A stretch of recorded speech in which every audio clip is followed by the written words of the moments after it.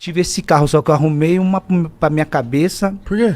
Porque na época, eu namorava, comecei a namorar com a minha esposa, Luciana.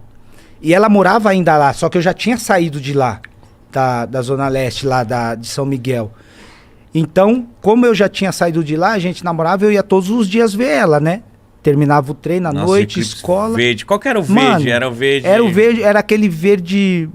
Era um verde Escuro? escuro, mano. Era top. E naquela época você não podia usar, não era liberado, não tinha permissão ainda de usar isso filme. Então, todo mundo te via. Você dentro do carro, você passava com o carro, eu arrumei pra minha cabeça. Eu saía da penha onde eu morava e ia pra casa dela, sem sacanagem. Eu era parado pela polícia 3 vezes. Que isso? Caralho. 3 vezes, pô, eu era parado pela polícia.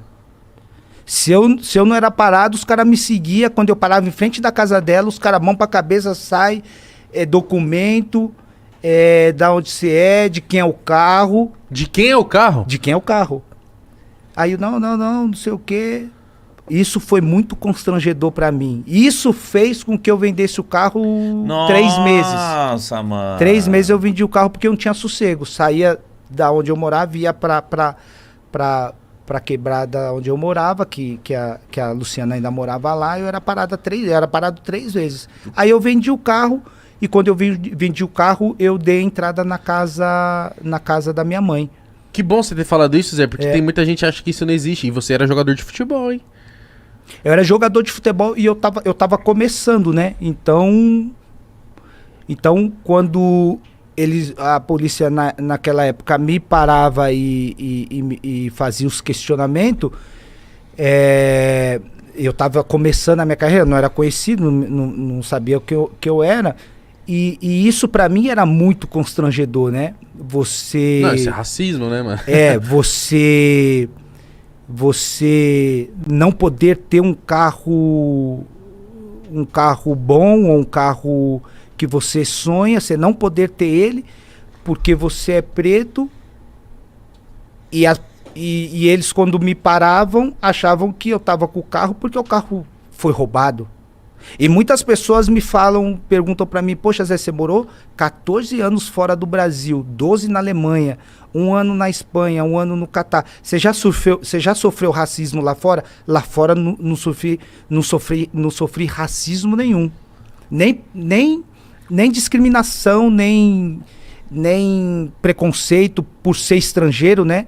Uhum. Por ter jogado em 3 clubes na Alemanha, mas vivi isso dentro do meu país. Eu vivi isso e isso pra mim foi muito triste. Caralho, imagina ter que vender um carro Um por causa carro disso, cara. Carro do seu sonho. Por causa do meu sonho. Caralho, que triste. Isso é muito triste. É triste.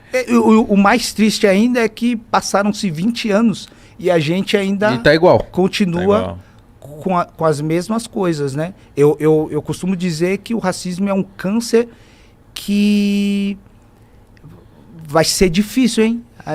Achar a cura. Vai ser difícil achar a cura. Porque por mais que eu levanto a bandeira, eu sou ativo contra, né, o preconceito.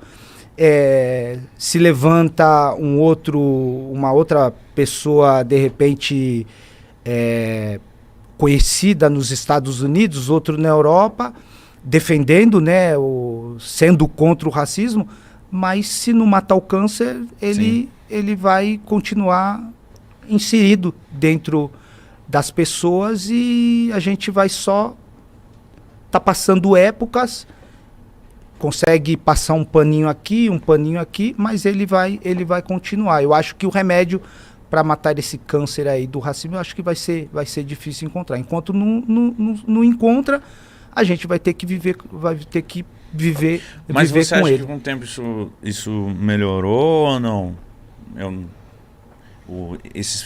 Desde a época do seu eclipse até hoje, você acha que o preconceito e o racismo ele aumentou? Eu acho que melhorou com o Zé Roberto por ele ser o Zé Roberto.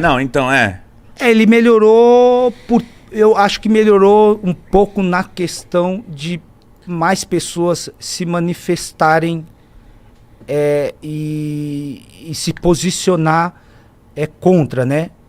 E eu acho que isso acabou despertando um pouco a questão de as autoridades tentar punir ou tentar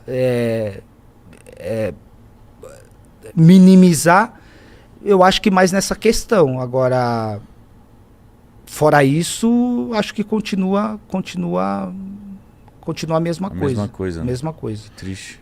Mesma coisa.